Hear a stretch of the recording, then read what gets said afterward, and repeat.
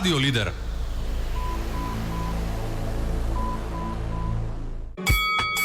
Утрински ринг.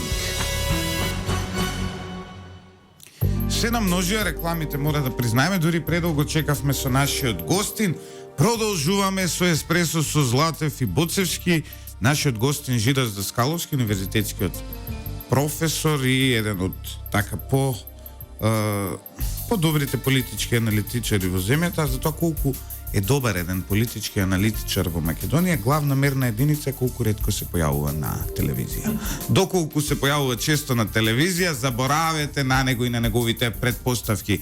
Ивицеве, преземија палката ти со влезот. Денеска Љупчо Златев со сиот свој раскош на изразот ја отвори оваа емисија со една дилема околу здравјето на нашиот премиер, му позакуваме се најдобро, нормално.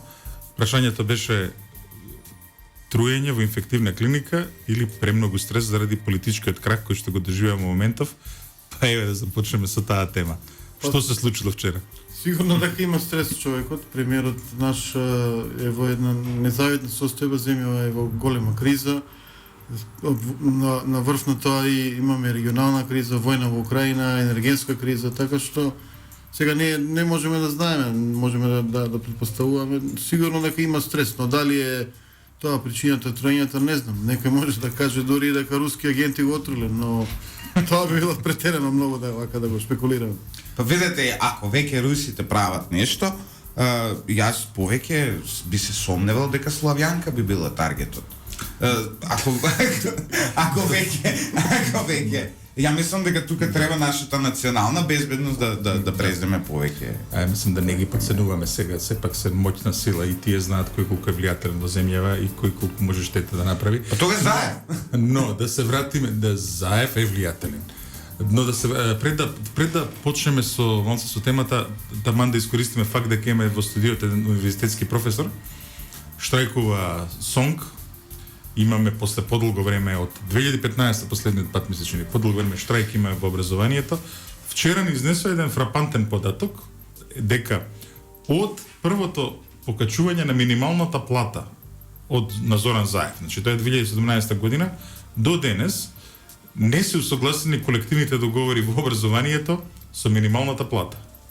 А коефициентот е определен некаде 1:3, што значи дека некаде околу 40 и кусур илјади денари треба да зема наставник, што е во ред по мене.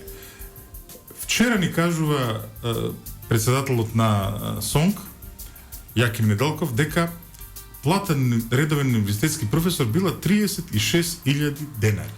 Значи, ова е една дилема која што сакам пред тебе да поставиме.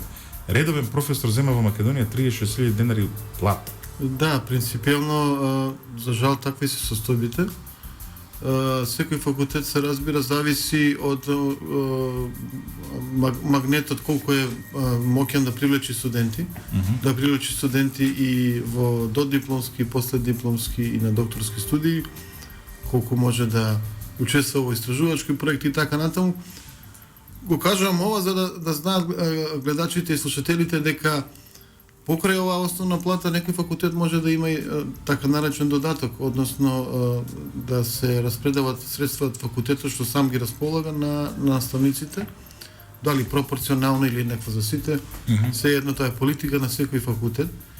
И значи во некој случај, не знам, економски во Скопје, нашиот факултет за безбедност како најдобар, најголем на универзитетот Климент Охридски, имаме некаков додаток. Некои факултети немаат додаток. И тогаш професорите на вистина партиципациите од студентите не одат во трезорот, туку одат кај на факултетите? Значи имате дел од студентите кои што студираат во така наречена државна квота, значи нив им гарантирано образованието со одредени услови, и има оние што студираат во така наречена приватна квота, која што е нешто што студентот сам го плаќа.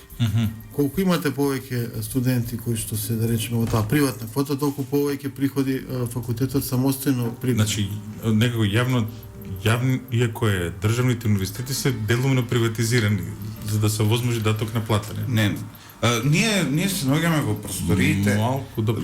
во соседството на еден приватен факултет, тука малку поинаку функционира. Добро. Работите, Жиле, зашо јас еве се тука да не ги споменувам, имаме 3 универзитети околу нашето радио и сите 3 се приватни. Ја ниеднаш не сум видел студент да е тажен затоа што паднал на испит. Постојано, секој ден се движам. Еден студент не е видено да биде тажен дека паднал на испит, а сега направен факултет, а претходно имав обид за студирање на електротехнички факултет, тоа беше, човече, една...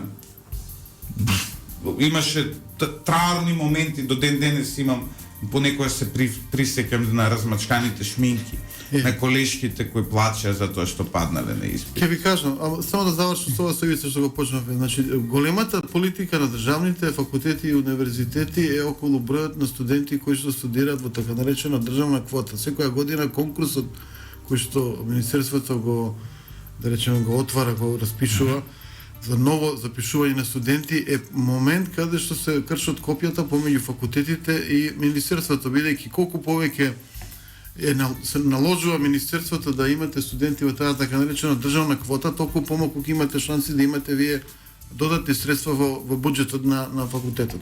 Како да ве објаснам, ако на пример интересот за некој факултет е мал и вие имате државна квота од Еве, на пример, 100. класични студии, латински, старогрчки. Добро, еве, латински, старогрчки. Ако имате таму веќе 100 екстремно, 10. еве, ако квотата за да тие што студираат со државна квота, Ама така многу наречена битна е науката. 20, така? Еве 10, да речем. А вие добро, еве 10. А вие имате генерално интерес околу 5-6 луѓе млади да се запишат, значи нема да имате никаков прилив на средства по ставка приватно студирање. Сите ќе влезат во таа државна квота. И ако предпоставиме дека точно тој факултет има многу мал интерес за магистарски, многу мал интерес за докторски, тие немаат додатни приливи. Ако немаат проекти меѓународни, вакви такви со бизнис заедница, немаат додатни приливи и тој професор навистина има 36.000 денари. Само да кажам, намерно го избрав. Ни паѓа гледаноста на Facebook, луѓе, ве молам дај нешто поатрактивно зборете. Само да кажам, добро, не. Само да кажам, намерно го избрав овој одсек затоа што има Затоа што во секој момент чекаат неколку старлети да ве заменат. Затоа што затоа што има врвни истражувачи, еве, очигледно е плафонирана некоја сума која што е добро. Но да се вратиме тука си, пред се да дискутираме заради некои работи околу меѓународниот контекст, а потоа ќе се вратиме нешто околу нашево. Значи прва работа, прв круг во Франција, што значи тоа за Европа, што значи тоа за Македонија и нејзината европска Ништо интеграција? посебно нема да се случи, Макрон ќе појде во втори круг, скоро сите релевантни аналитичари, сите релевантни анализи, професори, што сакате да кажете, го ставаат акцентот дека де факто гласачите кои што се на традиционалните партии, таа републиканска и социјалистичка, сигурно ќе ги пренасочат гласовите кон Макрон, дека Меланшон, кој што е еден радикален социјалистички кандидат, скоро комунистички, изјави дека нема да ги насочува своите гласови, нема да коментира. Предпоставката е дека може половина или повеќе од повеќе од половина тие гласови ќе одат за Макрон, така што генерално се смета дека тој ќе победи и тоа е нешто што нема да биде прв пат минатите избори и со во втор. Да, но тенденцијата споредбено со минатите избори е дека радикалната десница, односно нели Лепен има значително зголемен број на гласови. Не е нешто претерано. Но и намалена е разликата. Тоа мора да се признае. Дали ќе имаме политички потрес во Европа? Веројатно не. Но видете што е тука поентата. Значи, разликата не е намалена во статистичка грешка, разликата помеѓу првиот кандидат и Лепен сега и тоа не е проблем. Проблем за Франција и Европа, или еве да речеме за нас сите, е дека овој што го кажавме кандидат Меланшон е исто така радикален. Има еден новинар кој што е десничар. Да, Земур. Да. Значи, сите заедно се над 50%. Тука е веќе проблемот и за Европа, и за Франција, и за сите. Политичкиот радикализам, односно екстремната левица, екстремната десница ги загрозуваат конвенционалните сили на републиката. На републиката. Таму не постојат веќе. Значи, ако имате пример во Македонија, претпоставиме ВМРО и СДСМ. Тие се прегазени веќе втор, трет циклус, мислам дека Тие имаат ужасно лоши бројки, дури имаат под 5% и нема да им се вратат парите што ги потрошат за кампањата. Имаат интересни закони. Да. Може би ви се тука може да Значи, коментирате. ова е као Не, само, значи, да им представиме на слушателите и на гледачите. Значи, тоа би било како во Македонија на претседателски избори, кандидатката на ВМРО зема 4,8%, кандидатката на СДСМ зема 1,2%. Тоа се случува во моментот во Франција. а левици има 13%. Не, 20 и кусур там. Да, и кој е Јанко Бачев со Лепен треба да го споредиме. Немаме таква нешто, се уште на сцената. Палчо ако направи партија, може, не знам. Ама во свој ЛДП така му доаѓа нешто, така? Така е, нешто Да. многу централно, Нешто, безлично. да. Може овој ќе се да. случеше Ивица ако останеше во ЛДП. Може би ќе го дочекавме ова, но вака сега. Не, друга е Да тезата е дека е распаднат партискиот систем таму, дека меѓутоа прашањето што се поставува е сега второто прашање, што значи тоа за нас во контекст? Ако Франција отиде толку на десно, што значи тоа за Ако интеграцијата? отидеше, ако отиде има уште шанси се разбере, сега може да го избори. Дали ова ќе се одрази и на владењето на Макрон? Од кој ќе биде реизбран? Тоа е прашање. Не, нема се одрази. Мислам, прашањето е, може би некој тука симпатизира десница да победи во Франција или екстремно така наречено, окей. Меѓутоа, нивните ставови за проширањето ќе бидат далеку помрачни и тажни за Македонија од овие на Макрон, кои што и онака се за нас мрачни и тажни. Веруваш ли уште, еве ти си образован човек кој, нели, ни својата едукација, активен и во невладиниот. Дали верувам во евроинтеграција? Да, дека може да ни се случат воопшто. Во принцип во моментов немаме некоја светла иднина со тој процес, ние треба да си гледаме натре во дворот да правиме работите. Замисли ако имаме добра економија, па затоа што ќе се случи? што знаеш, ја постојано од кога знам за себе, некои паметњаковици што наочари вака личат на мене и на тебе, седат и ни зборат за евроинтеграции. А ние не сме виделе ништо од тоа, освен што може да си купиме половни коли од Германија. И да се иселиме. По оваа војна Европа ќе биде на колена економски. Се гледа дека Европа на колена? Мислам, видите, добивате вие сигурно имате пријатели во Западна Европа какви цени стигаат прехранбени масло за готвење и така Да, натаму. инфлацијата е огромна. Инфлацијата достигнува едно може да огромно... предизвика дополнителен радикализам, не сега, ма во догледно време. Па веќе. Како ќе се одреди на политичката цена Европа немаме представа, меѓутоа Европа како велат си пукате во нога, има една американска фраза, си пукаше во глава со политиките што ги води визави Русија и енергенците и целокупниот однос со Путин и Москва. Прашањето кое се поставува е како поинаку Европската Унија и европските држави кои се да се разбереме и споредбено со Русија и споредбено со Соединетите Американски држави секогаш барем во изминатите години представувале една многу по-немилитантна верзија на општества. Нели американците беа од Марс, европејците беа од Венера. Да, никогаш сопругот на Викторија Нуланд, Роберт Каган. Никогаш не биле европејците милитантни. Ова што го прави Русија не може поинаку Европа да одговори. Особено кога гледаме дека Русија си стовара и буквално разорува веќе повеќе од месец и пол, два ќе дојдат една суверена држава. Што да прават европејците освен на ваков начин Европа да се нема глас, спротивстават како на ти Русија? кажам, колега Златев. Европа нема глас во цела кризата, е тотално потисната од САД. САД се тие што преговараат, договараат и ја водат политиката. Европа само ги трпи сите последици од конфликтот меѓу Вашингтон и Москва. Европа, ако сакаше да има некаков позитивен развој на станите во Украина, ќе се фокусираше на така наречените мински договори, каде што всушност Европа беше гарант. Гарантот, да. Значи да не се лажеме, војната во Украина трае не од февруари кога Русија направи агресија. Војната трае од 2014-15 секој ден. Неспроведувањето на Минскиот договор е една од причините зашто Владимир Путин ја прави оваа интервенција. Добро, се има некои луди идеи, Украина не сме да биде антируски, напаѓа. Меѓутоа, ако сака европјаните да направат нешто конкретно, ќе тера со притисок на Украина да ги спроведе Минските договори. Војната, ви велам, трае од 2015, постојано со некаков низок интензитет, со бомбардирање, спорадични судери во Донбас и така натаму. Така што имаа прилика со тоа што се добри дипломатија. Сега дојдовме ситуација каде што Вашингтон решава за Европа. Обично не ги сакам овие теории на заговор, Кои теорија за ова? Не, ова сега што ќе ви го кажам. Не.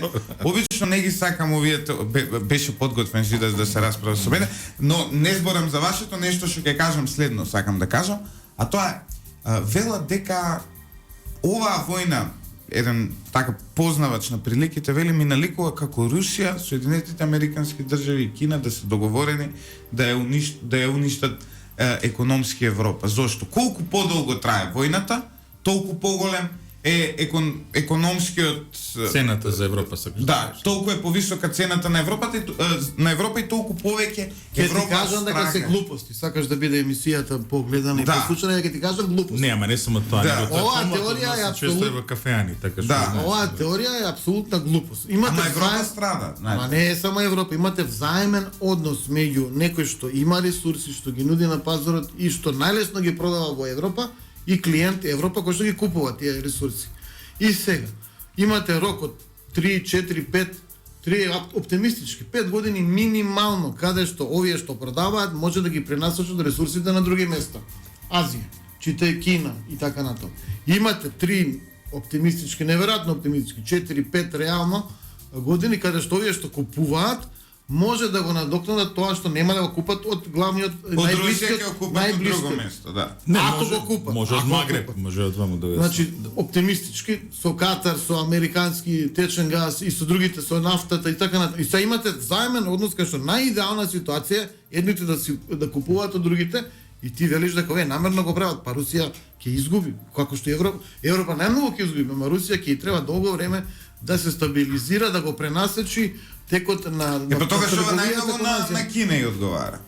Победници, па сега сите сериозни што се аналитичари и коментатори велат сериозни победници од ситуацијава се САД, се разбира, зошто знаеме, онаа позната изрека зошто служи НАТО, Ивица ја знае, и Кина. Апсолутно. Кина ќе ги добие, са вие кога ќе бидете, кога сте во тесно како што е Русија, ќе ги продавате енергенците на Кина, но Кина ќе има полна прилика да добие добра цена.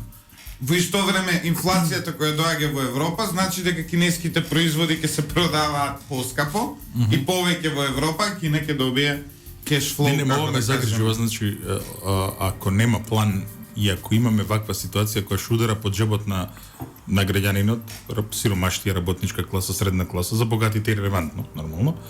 Ова ќе доведе и до политичка радикализација. Значи внатрешната политика на земјите ќе изгледа поинаку. Германија најави милитаризација на своето општество и сега радикализација со милитаризација во Европа никогаш не била добра комбинација. Значи тоа се некои работи кои што мислам дека треба вака да не загрижат, но пак да се вратиме на темава. Победува Макрон најави во јуни некакво решение за Западниот Балкан. Што може да очекуваме? Според ова што го следи Жидас. Ако некој добро ги знае работите во македонско-бугарските односи, сум јас.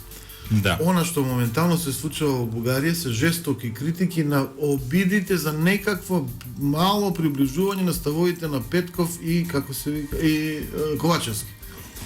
Ова мора да се насмееме за тоа што пред да дојдеш тука дискутиравме за тоа Љупчо. Ја добив петка. Пошто знаев како не се вика премиерот. Љупчо после 3 колку месеци? После 3 месеци го научив името после 3, на тај што да Димитар Ковачевски и Кирил Петков се обидуваат нешто да направат во однос на темата македонско-бугарски односи и така натаму.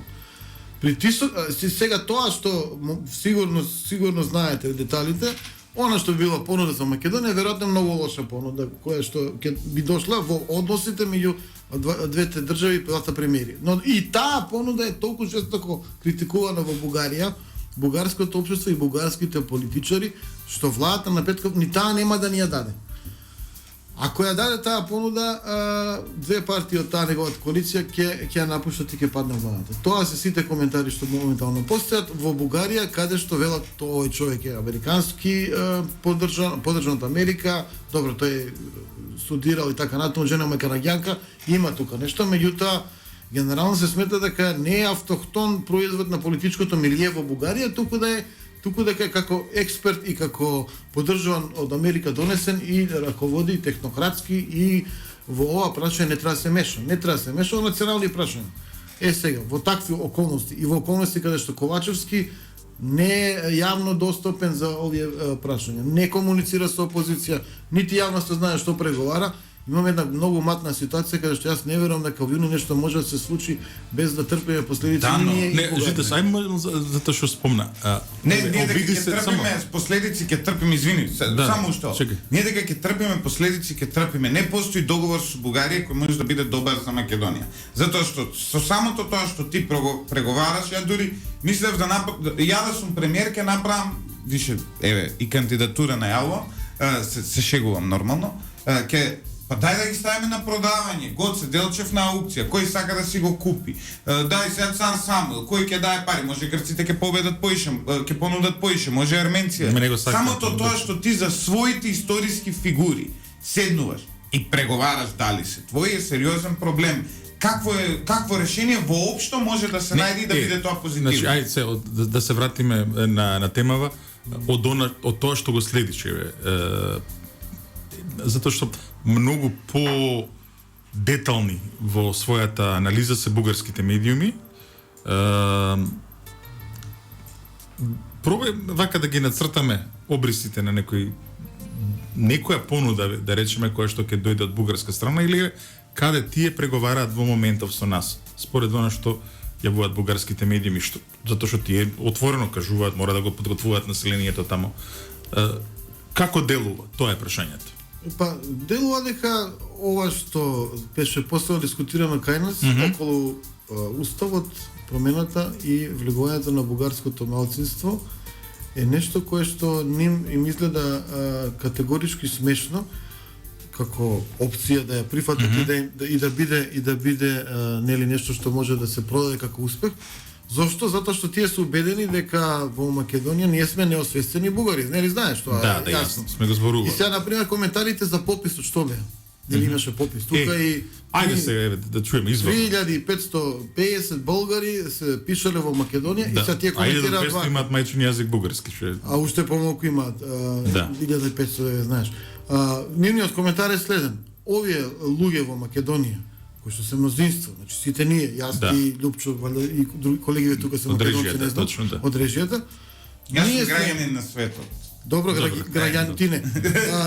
Ние двајца и можеби другите тука сме македонци, меѓутоа имаме некои бугарски корени, не сме доволно освестени и всушност се врши притисок да не се декларираме како бугари. Значи, како да ви објаснам? Овде има бугари, вистина, што велат дека се такви, и има некои кои што зеле пасоши и затоа се кријат, страфиме и така натаму. Од нивната перспектива е обратно. Зеле пасоши и тие се вистина бугари, меѓутоа се плашат да го искажат својот статус. Само малку околу твоја веза, имам доменна телевизија Бугарија 24. Добро. Да. И гледав една емисија, еден лик тврдеше дека во Македонија има 700.000 луѓе кои дома чуваат бугарски знамиња и чекаат Бугарија да дојде овде за да ги извадат и да се декларира. Кои се овие 700.000 што има дома бугарски? У Македонија ја тврдам дека нема поише од 15.000 македонско знамје. Ова е многу интересно. За ова треба да направиме емисија, значи гледаш во Македонија чижмите се чуваат на таванот, знамиња се чуваат на таванот. Да. Фотографии. А ја гарантирам дека статистички поише од 20.000 луѓе немаат македонско знаме дома.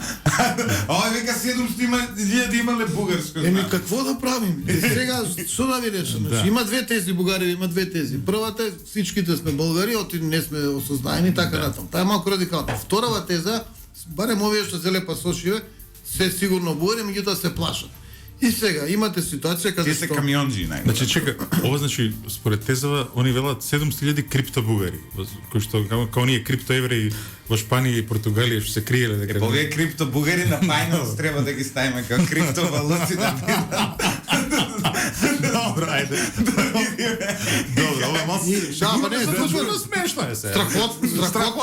Страхотни. И сега какво става там? Тие викаат, барем овие луѓе што имаат бугарски пасоши што се кријат, треба да ги охрабриме. Ние не смееме да бидеме пасивни и така натаму. Не смееме да си дозволиме дека нашата исконска болгарска земја сега тотално пропаѓа по србо-комунистичките политики на Тито, Коминтерната и сега на, како се вика, на Република Северна Македонија. Тие на секој пат полно им усета со тоа северно, човек Не, прашува што им е стратегијата. Сите македономрсци во целиот свет, посебно во регионов, полно им е устата со северна, тоа е факт. Да. Затоа што знаат дека не навредуваат, така и Апсолутно. инсистираат на тоа. Апсолутно. Луѓе, Да. и само да ви кажам дека во моментов сме изедначени во гледано сутрински брифинг на Слободен печат. Добро. Така што у втор ден веќе им влеговме озбилно. Можете да замислите што ќе се случи после неколку дена. Ама тука и гостината бите, се мораме. И сега чекај што да се вратиме се на темата. Валјда тоа. Они не имаат некој атлантски совет. Добро, ајде, окей. Многу Има интересно. тука бугари у Македонија кои што се јавни личности, Добро. на пример го знаете новинарот колегата Перев, Канзуров. точно. Не, За Перев Перев, Канзуров. добро. Се тој им објаснува на бугариве во Бугарија, луѓе вие сте со погрешни идеи дека тука има толкова група на луѓе што би се идентификувале и да е најслободен попис од Ма ја го знам братучет му на Канзуров, братучет му е председател на ВМРО ДПМН, месен комитет Мичурин. Добро, Човекот не е е македонски националист, не патриот, националист. Добре, секој со своите. Секој со своите, така. Ама се како Само сакам да немаат представа реална за состојбите тука. Не знаат Ама туку немаат ти- или не не- сакаат да се... Ти како некојаш кажува, тие имаат некоја замрзната представа, мит Точно, некој кој го некој мит. користат во односите со нас. Кукла една, која што се направиле, да. И вистинската работа за македонско-бугарските односи е да се утврди каде е говорот на омраза, тоа го зборував на една друга Да. емисија. Говорот на омраза е во Софија, кон Не е во така македонците, е, не е во- генерално. точно. Точно. Генерално, и Генерално. како малцинство, Не, како добро, Мојлинден, и како ние, Не, како ви сега, ја ќе народ, бидам- ја после ќе Не, бидам- не, чекај, само да кажеме, на пример, работа која што ние не ја знаеме, кај нив на отворено на телевизија се прават шеги за македонците кои што се деградираат, кои што се за никаде. Да. Не, сварно. Потоа се исмева Крали Марко, и Тарпео, кај нив е Хитър Петър, така ли беше? Хитър Петър, да. Да. Значи, ти овие фолклорните фигури македонски и митските фигури македонски се исмева. Ивица. Во нивниот светоглед ние сме нешто како србите што ги замислуваат црногорците, некои Не, горштаци, не, вака, насилни, Вака, јас сега ќе бидам многу лошиот. глупави, Јас сега ќе неинтелигентни. бидам Ајде, лошиот добро. во ова студио, а тоа е дека ние мораме да си признаеме дека се не дека не е така како што видиш, тоа е се така, но дека ние во Македонија имаме развиено пред се благодарение на комунизмот една култура на тоа да гледаме кон бугарите како на нешто ниско, знаеш. Као србите што гледаат на нас, ние така гледаме на бугарите. Добро, ама И тоа немаме е- ние отворен говор и на омраза тоа е во Значи, проблем. кога зборуваме говор на омраза во медиумите. Во кој медиум имаш Да, но човек што имаме, се го но имаме омраза, иако сме многу слични дали народи кои дали имаме споделуваме говор на многу омраза во работи. медиумите кон бугарите? Во медиумите не. Тие имаат говор на омраза од врвните политичари од медиумите, па излегува ова Шкеринска. Ама ќе тоа е речем. комплекс. Како се викаше ова Захариева. да. Па исто презиме. Да, Захар презиме, Текер, да. да. Излегува Захариева и вели ма каков македонски јазик. И сега тоа е говор на омраза или не? Тоа е говор на омраза. Е, па- Но и ние имаме Ајде, проблеми, дефекти. дали презименјачката Шекеринската ќе излегла во јавност да каже нешто? Шекеринска е европски политичар со Еве некој етаблиран. еве кажи некој не европски политичар. Страшно Ангеловски. Дали Страшо излегол во медиум да каже таква една грозота за бугарите? Па не, мислам дека на едно место викаше дека се татари. Не сум го слушнал. И тоа е се Јас проблем. Страшо во јавност го немам слушнал да каже така. Не знам кој беше некој. Значи Страшо Ама е- и тоа со татарите, како да ви кажам, секоја нација си има своји митови за како Не, не, настанале да, приказни да, кои да. ако нема врска татари. Сега Бугари и во Бугарија самите бугари имаат разни митови од каде дошле, кој бил главниот чинител, кој народ со кој се претапува и така натаму. Факт е дека во средновековието имате три Бугари. Волшка Бугарија, оваа тука Бугарија и уште една Бугарија кај што е Украина. Факт е дека До имало... ден денес имаш региони кои така се викаат. Има уште во Русија бугари кои што се викаат. Бугари кои што немаат врска со овие бугари. Факт е дека се направила некоја симбиоза меѓу Словени и тие бугари што дошле од Русија денешна. Добро, ајде, Факт е дека и ние имаме такви приказни. Да. Дали сме славјани, дали сме антички македонци, дали сме микс и кој процент? и кој процент. Значи тука тоа со татарите е ние сме- вистина има некој од ништо. Добро, но да се вратиме сега на тема, значи во секој случај тоа што се нуди на маса и тоа што се преговара, а што не знаеме дека се преговара, е за нас неприфатливо. Меѓутоа, дури и тоа што за нас е тотално неприфатливо и овие се срамат и да кажат зашто преговараат, нели? Да. Тоа за бугарите е премалку. Тие Така е. Тоа сакам И да тоа е го кажам, проблем. Сакаш да ви кажеш дека договор со Бугарија не е можен до јуни. Не, може, освен ако немате некоја луда конотација во Македонија, која што ќе направи сега. и некој што во Бугарија ќе рече супер, можам да го издржам ова, нема да ни падне владата. Во ред, доколку не се случи тоа значи дека ние ќе немаме датум, нели, за преговори. Добро, ние датумот го добивме, заедно го донесе со авионот. Да, 26. Не. Да, заев е веќе минат, да го оставиме во историјата, имаме 26 или 28 политичари. јуни 2018. Да го оставиме заев да почива во политичката историја, да биде здрав и жив и да се живее со фамилијата во И јас Струница. се уште тврдам дека мислам дека нему му било само досадно секој ден дојде таму седници да води еден друго. Полесно е вака на Мислиш дека не? Да, апсолутно. Да, ја не верувам. Апсолутно. Па ако се до толку овие заев да ги контролира, па нека идат. Па се. Па што прави, што работиме ние тука? Дај да спакуваме да си идеме од држава. Не без зошто да си одиме ќе ги промениме. Да се расправаме со ботови на заев. Не. Стварно. Зашто да си одиме? Ќе инсистираме на избори, нека се прерадат картите. Ако народот го сака за премиер, Како се викаше Ковачевски. да, тогаш во ред. Ако не го сака, тогаш Да, но, одиме. еве, ајде сега малце да ја свртиме топката, постојано не го сакам овој наратив да постојано само на власт, ај малку сега да направиме една друга обсервација. Тоа е следно. ВМРО ДПМН победи на локалните Да. избори, направи една онака резултат ептен добар. Дали приметуваш ли Жидас дека се Резултат случи добар во однос на добиени градоначалнички места, иначе Да, резултатот да, во однос не е сјаен. на добиени градоначалнички места, но чувствуваш ли дека некако таа победа на ВМРО како да го демилитаризираш, односно некако ја намали енергијата да се бара централната власт, некако сега чека, ајде да видиме кај имаме директор, кај имаме вработувања, некако како да престанаа да гризаат. Барем според некое мое чувство. Па таква е перцепцијата, што да ви кажам. Не знам што прават таму во ВМРО ДПМН, меѓутоа очигледно дека нема голема критика сега на власта, нема некои протести, еве луѓе што легитимно бараат покачување на платите, протестираат со штрајк. ВМРО ДПМН со ништо не Зор протестира. сега мора некој да биде адвокат на ѓаволот, па ја ќе земам тоа. Мора да ја факторизираме тука и руската инвазија врз Украина, дека дојде во еден незгоден момент. Да. И дека тоа мораме да го ставиме во оваа анализа, нели? Да, но знаете, некако ми се демилитаризира, а во исто време Ковачевски, иако нели немаме никаков подобрување на никој политички, економски било каков параметар во земја, но може да му се признае дека некако барем до сега, до пред оваа недела, пред да почнат овие протести и све, некако ја држеше топката доле.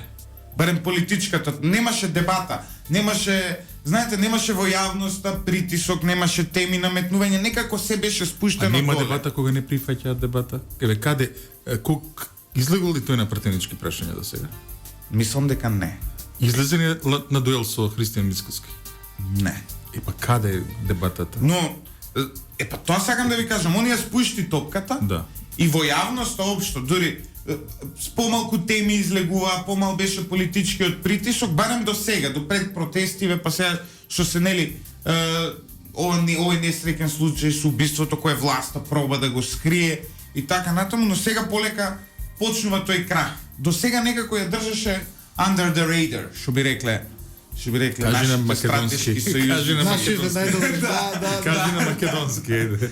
Нашите главни партнери подржувачи, така Мислите ли дека оваа вештина на држење на ситуацијата доле може да му помогне на Ковачевски? Како има и друга фраза американска, the shit will hit the fan. Сега да не го Добро, да не ја преведуваме, да не го преведуваме. Но во некој момент ѓубрето ќе исплива на површина. Убав превод. Да. Сите лоши работи што се случуваат во Македонија во некој момент ќе погодат оваа влада каква е некомпетентна, каква е трула, каква е корумпирана и така натаму. Ќе дојде есен. Некој ќе треба да праша луѓе, ќе имаме со што да се грееме. Русија бара плаќање во рубли, пола Европа се откажува од рускиот јас. Ние што направивме? И денес може да го прашате Ковачевски. На мазут ќе се грееме, ќе се загадуваме, што ќе правиме? Ќе имаме ли доволно храна или ќе го молиме Вучич повторно? Не, Не, чекај, на вистина се ако чисто вака да околу ова што го покрена. со полна уста им е Европска унија и НАТО, одат во Европска унија и НАТО, држат лекции на секаде колку се тие проевропски, зборам за актуелната влада, меѓутоа кога ќе загусти, како да црвите, позовите пријателја на некризот, кога ќе загусти Вучич, кој што пред да дојдат го навредуваа и продолжуваат да го навредуваат како националист, популист, ваков, онаков, не знам што, не знам како. Значи, нели абсурд? Така, Еве, значи, прашајте го сега премиерот, зошто не се сее сончоглед? Помина главниве, колку што знам, читам, главниве жетви за пшенка пшеница, Пелагонија празна. Помина тоа време. Прашај го зошто не после Треба да се сончоглед. јавам после емисија кај адвокатка да прашам кога имаме спор ме тужи за клевета, но најинтересен е министерот за земјоделие. Не, ќе го викнеме, Човекот вика, значи човекот вика, ја повикуваме Србија. Да го отвори вика извозот на сончоглед во Македонија. Замислете, он ја повикува Србија. Дај помогни ни. И тоа како да е должност на Србија тебе да ти даде нешто. Ме разбирате? До колку се тоа изгледа лудо. Она што е најлудо е мене и што не можам да го разберам е што председателот на Србија Вучич се однесува кон нашиве како постар брат, кон помал брат кој што се прави да се докаже дека ни постариот брат е за никаде. Го клоца, го мава, го тепа едно друго, меѓутоа ја бе моја брате, ајде да му помогнам. Што е неверојатно ми е. Мислам цела злој. Но ова значи политичко освојување од страна на Србија на Македонија. Струја, каде ќе имаме струја кога ќе дојде наредна зима? Од Вучич. Каде ќе набавиме? На Купекс. Нели требаше јаглен да носат со камиони од Косово, нели тендер се објави? Прашајте го Ковачевски. Нема ништо, тоа е неисплатливо. Како планираат? Затоа што Фотоволтаици во Осло ме отвараше, па се запали трансформаторот. Што да ви кажам? Чекај, ова не сум го како? Не знаеш тоа? Еве нека ви каже Лјупчо. Не знаеш? Не, ај Па минатата недела отвараше фотоволтаици централа во Осломе и се запали трансформаторот изгоре. Значи не, Не, види, ова околу Србија. Искрено, не, значи две нацртани овци да им дадеш ке изгубат ова. Мене имаше на вчерашното видео моја со Ивица, имаше доле еден коментар од некој бугарин, века двајца колонистички настроени, вика македонци, еве ги ќе прават Колонистички. Да, значи ја и ти сме колонисти, ако ја немам никаква врска со Србија освен Какви бе колонистички, што се освен Лесковачка Кого скара. ја ке колонизира? Не знам. Бог да чуе. Некои такви теории, значи Добро, супер. независно од сето тоа. Но овие подвизи што ги прави Србија се, оваа помош што ни ја дава, све, немаме вакцини, еви вакцини, немаме брашно, еви брашно, немаме зејтин, еви зејтин, немаме нафта, еви нафта, немаме мазут, еви мазут. Ова што го прави Србија, дали може да доведе до буквално суптилна Србија ќе стане сега више суптилна моќ во Македонија, затоа што толку зависиме од неа, па зашто утре да не рече дај бе ние ќе ви ставаме премиер? Не, она мора да кажеме една работа. На пример, од една страна таму молиме, а од друга страна еве еден од главните медиумски перјаници на актуелната власт го спомна Сашо Ордановски, има вчера колумна каде што повикува да се забранат српските медиуми во Македонија. И се ова шизофренија не можам да ја разберам. Мислам дека дури председателот Пендаровски кажа дека Република Српска е исторен како руски коњ на Балканот и така натаму. Сега како да кажам, сме биле во иста држава, да ги остави Босна има доволно проблеми без Просто Во решено мртва трка таму сме. каде што треба да сме гласни, ние молчиме. Таму каде што треба да молчиме, ние сме први разговараме, први критикуваме. Лудница, точно. Во мртва трка сме со Сашо Ордановски, ни бега, верували или не, со само 6 гледачи има Ма не е повеќе битно од нас. сега, без Дали можеби Знаеш зашо? Ради тоа што се ова што гледате овде, со се столициве на попуст, со се микрофониве, со се камериве кои се веб камери, се ова кошта 1000 евра. Они имаат милиони и милиони евра буџет, имаат само 6 гледачи повеќе од нас, а утре ќе ги водиме ние со многу повеќе. Ама ние жидес го имаме денеска. Добро, така. Значи, потеклото твое каде е, потеклото не ви се сетете се генерации уназад, каде се живееле твоите. Бугарската перспектива е дека ти си дојден како делумно србин, си ја колонизирал българската земја Македонија. Затоа те нарекле, да разбереш што ја ти кажам. Не бе потеклото на моите од секојаш. Што е тоа со Глишич, со Глишич? Па Стално ти ништо го- татко ми таму одлучил да направи куќе која се симнало од селото. Тоа е до од Росоман. озгора. Не е доросло. Каде, некаде во Кавадарци. Кавадарци и Неготино. Али нема врска, има само српско име, нема кјор Тоа е српско. работничка добро, наслова во Да. работничка наслова. Може би за тоа мешаат, викаат ова е Србенда, дошол българската земја нема ја никаква колонизира. врска. Дури еве, ако бидеме коректни кон потеклото и кон се тоа. На пример, дедо ми е роден како Љубомир Нешковиќ. Добро. А ти си србиневтен. Да, но така е роден. А потоа, у бугарско време станува Љупчо Нешков. И после, у комунизмот вика, ај, тоа батали и двете, јас сум Златев, но цело време, и како Нешковиќ, и како Нешков, и потоа како Златев, дедо ми се чувствувал како македонец и како ништо друго. Браво. Мислам браво. Океј, не го Затоа што Тоа е тоа. потекнувало довде и независно какво презиме му ставале, независно како го декларирале.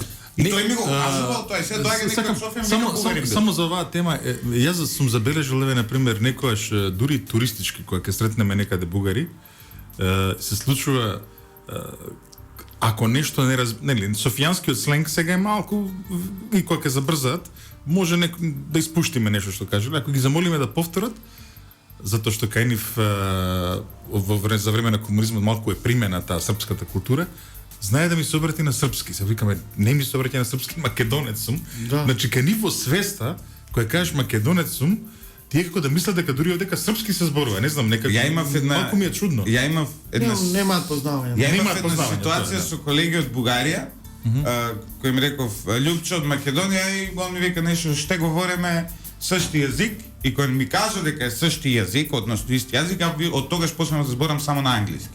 Но викам, не бе, разбирам, sorry, I don't understand you. Ајде и ви се препе по-сериозни теми, да Значи, се сериозно. вратиме мисијата. Да се вратиме на сериозно. Не, добро. Зашто со бугарите да не сето, збориме на чекај, англиски? добро, Това во е ред, протест. Сето ова е да илустрираме дека во моментот имаме Само секунда, ако веќе си со протест, кога ти викаат същи јазик, ти викаш ваши. Нема проблем. И продолжуваш на македонски. Тоа е истиот јазик, бидејќи лингвистички го гледаш, може да го наречеш македонски или бугарски, тој јазик што од Јадранско море до Црно море се зборува. и од Виена до Солун. Или ако сакаш малку пошироко, можеш како и ви Да. што кажува. Сега романтизам од Виена. Ама не е романтизам ако тргнеш село по село. Првото село што зборува словенички под Виена. И да идеш село по село, ти нема да видиш дека си зборуваш ист јазик до првото македонско село на Датина. Исти, мислам, тоа е и диалектолошки континуум го викаат. Фактот дека тука се развиле повеќе јазици е друг, културолошки, историски и така натаму. Меѓутоа, тоа не го прави едниот јазик повреден од другиот, едниот поприроден, другиот повештачки и така натаму. Тоа е резултат на формирање на нациите, кој што е долг историски процес и тука имам забелешки на оваа група во Македонија која што инсистира на некои работи. Нации не се прават во епрувети. Еве на бугарите се, нели не свестуваат? Колку време не свестуваат од 90-та година демократија? Па никако да не освестат, некако македонци сме. Еве сега тргна да не освестуваат Денко Малевски и компанија дека сме северно македонци.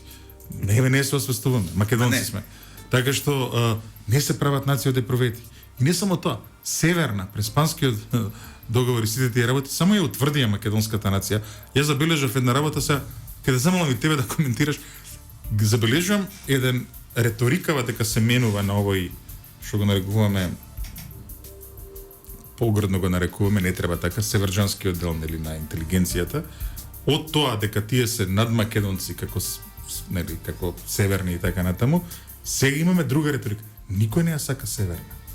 Никој не е за Нужно северна. зло е северна. Но нужно зло. Значи имаме еден интересен поместување, шифт во виде, размислувањето. Каде ќе стигнат сега? Обидно е да тоа? се наметне тој термин и во јавниот муабет, Да, јавниот јасно. дискурс им пропадне. Не, Да. но Генерално дури и самите тие знаат да си Веќе, кажат Македонија, да. ќе почне северна се и ќе кажува Да, Македонија. но се повлекува но- и сега веројатно само на меѓународни настани го употребуваат северна, а меѓутоа да го оправдаат најдоа изговор. Изговорот им е тој. Да, тој што го каже Ица. Жидас. Сега, кога веќе така се развие работите, нели Никола Димитров го подпише Преспанскиот договор, Преспанскиот договор стапи на сила. Еве, не функционира нигде освен надвор од границите, но не одблокираше да влеземе од НАТО. Па нели може би цената е во рече ја плативме. Ние и понатаму за себе викаме дека сме македонци, тука си се нарекуваме Македонија, барем неформално, и цената ја плативме за да влеземе во НАТО со тоа што еве. Знаеш како звучи тоа? Како македонците да се осамостојат, да станат независни, па дури да бидат признати како нација, си морале во некои случаи по тешка опресија да зборуваат само дома македонски, само дома да се кажуваат македонци. Тешки времења во Грција биле, тешки времења биле тука со Бановина, и тешки времења биле и во Пиринско и така натаму. Само по дома. Тоа така ми звучи, тоа што кажеш, па добро, ние го прифаќаме, тешко беше за нешто подобро, а меѓутоа, ете така дома си се нарекуваме неформално. Па звучи како да сме окупирани, а не како да сме слободна држава. Така. Па добро сега, следното прашање, ти навистина мислиш дека сме слободна држава? Па сега секоја држава има некаков опсег на можности за делува независно и да функционира независно. Ако од 0 до 100%, Америка е 100%, Германија 50%, ние сме сега моментално 1%. Работева е да трнеме кон 50% на Германија.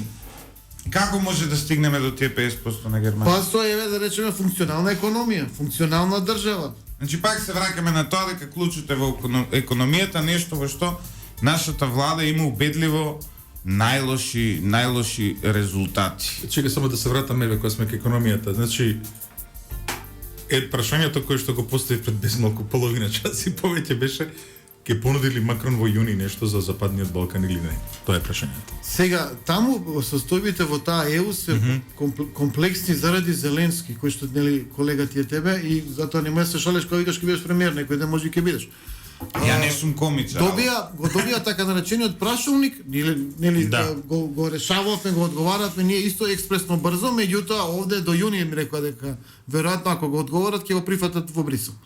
Сега, Грузија и Молдавија исто така. На возот на Украина се качи и тие. Подадоа кандидатура. Со Украина не знаеме што ќе се случува до јуни. Веројатноста дека ќе има уште војна е голема и веројатноста дека ќе треба некаква солидарност да даде Брисел кон Украина и исто така голема. Каков ќе биде нивниот политички чекор? Еве гласно размислам со тебе. Ќе има ли тука признавање на кандидатура на Украина? А ако има, што значи тоа за нас тука што чекаме како, да не кажам што, да добиеме почеток на преговори? Што значи за Црна Гора и Србија кои што кобаја ги преговараат? Значи символички ќе биде прашањето и можно е да има некаква иницијатива Макрон, но реално со Бугарија не можеме ништо да направиме. Значи може ли има Европа некаква иницијатива? Јас се извинувам, Повторно но некој имаме една заложување? поредна вест. Прво осумничениот за убиството на хрватскиот ракометар Денис Тот се предаде на полицијата. Лицето АГ, прво осумничено за убиството на хрватскиот ракометар Денис Тот се предал на полицијата во Скопје, соопшти утринава основното јавно обвинителство. Тој ќе биде спроведен во притвор, бидејќи за него судија на претходна постапка од основниот кривичен суд Скопје веќе има донесено решение за определување мерка притвор во трајање од 30 дена. Во притвор се и другите двајца осумничени за убиството, што ќе се случи на 7 април. Живе се на прашање за тебе. Еве, сега видовме како институциите се обидоа, неуспешно, но се обидоа да скријат убиство. Да велат дека па немало таму траги и така натаму. За Мартин Нешковски беше слично и гледавме протести на улиците во Скопје, барем и пријатели кои ги имаме и јас и ти, беа дури предводници на тие протести. Каде се сега протестите? За бруталност, за криење, за системска малверзација и така натаму. Во тие времења имаше спин околу Мартин Нешковски, видовме потоа кога целата лента, целата касета, целиот разговор се пушти. Беше значи злоупотреба на разговори на министерката со колегите во внатрешни работи. Тука веројатно станува збор не толку за скривање, туку за некомпетентност. Но не би коментирал понатаму, освен дека поголемиот дел од нас граѓани тука не се чувствуваме доволно безбедни. Тоа што го зборувавме пред да дојдеш. Ако се зборувале веќе пред. Не, зборувавме, знаеш што зборувавме? Зборувавме дека мене ме прашаа многумина зошто во една емисија каде што имаме гости како тебе, ќе дискутираме за едно наобично убиство. Мојот коментар беше ако ова помине под радарот, тогаш веќе во Македонија оваа култура која што се уште постои и во твој аеродром, и во мој Карпош, се уште на приземје во лето спиеме со отворени прозорци. Таа култура ќе ја нема ако се дозволи полицајки да се маваат во пајак, ако се дозволи МВР и клинички центар да прикриваат убиство, токму од таа причина мора да се крене тука внимание. Целиот корумпиран систем треба да се промени. Сите фалинки мора да излезат на површина, како што реков, и да се расчистат. Значи имавте една мега афера со издавање на пасоши на белосветски криминалци. Така е. И испадна чиновникот Љупчо Златев, кој што е на компјутер и издава пасоши, е виновен. Во ред, не правете глупи. Навистина. Имате И фотографии. човекот си призна му дадоа 2 години затвор, валјда и пари зема за да не лежи затвор. И морам да кажам дека како македонско општество кој ќе дојде до промена на оваа власт, ќе мора не само да се извиниме формално, туку и да го уважиме нејзиниот чин. Полицајката која што беше се само удри нели во пајакот, знаете дека веќе не работи за полициската служба. Значи таа жена била принудена, како беше она, да си го менува исказот и така натаму, меѓутоа заради моралната тежина и заради заштита на сопствениот интегритет, таа жена излезе од Министерството за внатрешни работи. Само да кажем, кога ќе дојде до промена на власт, ќе мора Македонија нејзин да и се одолжи не само морално, ќе мора да најде и друг начин, и материјално. Затоа што некој што си го планирал својот живот како полицаец беше понижен политички на еден брутален начин и беше принуден да си го заштити интегритетот со тоа што ќе бере друга работа. Добро, Тоа не води до конечното прашање, едно од најбитните прашања, со кој полека еве се движиме и кон крајот на денешната емисија. Во моментов е 8 часот и 53 минути, имаме уште 7 минути негде. Жидес, да, со Македонија владее СДСМ и Димитар Ковачевски или владее ДУИ? Гледаме дека сите клучни сектори, барем во економскиот дел ги има ДУИ. Гледаме дека ДУИ е оној кој буквално може да прави што сака во оваа држава, дури да фалсификува потписи, да се попис и да се пофали дека го фалсификувал пописот. ДУИ ли е ефективна власт во Македонија? Кој ни е нас непријател од перцепција на граѓани кои живеат лошо? Секоја нам како граѓани ни е пријател секоја власт која што е корумпирана и која што ги злоупотребува по луѓите на моќта. Сети се на инспекторот што го промени Заев. Да. Значи, кога зборуваш за полицајката, точно. И ти исто така забораваме и значи имавме една комплетна ерозија на целокупниот систем. Зошто? Затоа што некој сметаше дека затоа што го променил името, дека има право дека да се однесува како Кабадахија, и да бидеме искрени, имаше поддршка во тој момент за такво нешто од нашите стратегиски партнери. Тоа мораме да го спомнеме, и еден ден овие теми мораме да ги отвориме со нашите стратегиски партнери. Вклучително и поддршката за ДУИ како една поддршката за ДУИ која е опасна опција. Живее на митот за победата во 2001 со години и со клиентелизам и со одредени политички пракси кои што вака не се баш најдемократски, Јас вчера бев во една емисија каде што еден познат македонски водител ми кажа дека македонец инаку, дека примерот што јас најчесто го потребувам, значи Артан Груби кажа во октомври годинава дека Кичево е воен плен од 2001 година. Мене ми кажа дека тоа било метафора. Воен плен од 2001 година метафора. Знаете што? Зборивме еве на пример, само да кажем, веќе во првата емисија со 10 гледачи го водиме утрински брифинг на Слободен печат. Почитувани слушатели, мислам дека време е за пензија више. За една емисија ги надминавме, гледам. Така. Нивните милиони, нивната поддршка од власта. Ние доаѓаме нигде, на обични столици за компјутерџи, со микрофони кои се амерички до душе и па нашиот стратешки партнер, најзначајната земја за Македонија, секој што е поддржувала ќе не поддржува. Не ни спомнавме, а пази, не ни спомнавме Ивица мафијата од одредени села во Скопско, да не ги именувам. Не, добро, фала. Не спомнавме фотографии на министри, на заменици министри, на големи свадби и така натаму. Ти патуваше кон студиото и не успеа да не слушнеш. Љупчо излезе со една теза која што мене ме фрапираше, дека наводно Македонија станала една од центрите на кокинската трговија во Европа. Ова ме пренерази. Ова ме порази, условно кажано.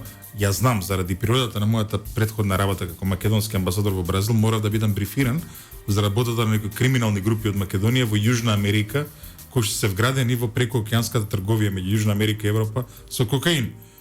Меѓутоа тоа е Да, но, Ивица. само, значи, дури и нашите институции внимаваа тие пари да не се прелеат овде. Ако се прелеала и другата, се прелеали парите. Во изминатите, Зарем не, да. нашите сојузници не апсија, ДЕА не апсеше дури и полициски началници. Возачи на заеви. Во изминатите 3 години, Жидас. Во изминатите 3 години. ДЕА во Македонија има спроведено преку 30 акции. Во Колумбија има напола помалку. Значи, внимавајте, сега ти, за тебе ова е разбирливо затоа што Колумбија денес е прилично средена држава Не, во однос на добро. дрога, но ДЕА има помалку активност во Колумбија од во Македонија.